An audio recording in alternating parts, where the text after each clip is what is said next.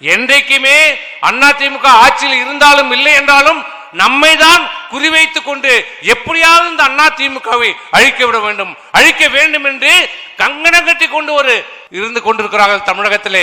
இதிலே எதிரி திமுக மட்டுமில்ல, துரோகிகள் மட்டுமில்ல, நம்மோடு உறவாடி கொண்டிருக்கிறவர்களும் இதிலே இருக்கிறார்கள். எதிரி நமக்கு யார் என்று தெரியும், கருணாநிதி ஸ்டாலின் நம்முடைய எதிரி, நம்முடைய துரோகி யார் என்று தெரியும். ஆனால் நம்மோடே உறவாடி நம்மை கெடுப்பவர்களிடம் தான் நாம் ஜாக்கிரதையாக இருக்க வேண்டும். சில அரசியல் புரோக்கர்கள் இருக்கிறார்கள், அவர்களிடம் நாம் ஜாக்கிரதையாக இருக்க வேண்டும். அவர்களை நாம் இனம் கண்டு கொள்ள வேண்டும்.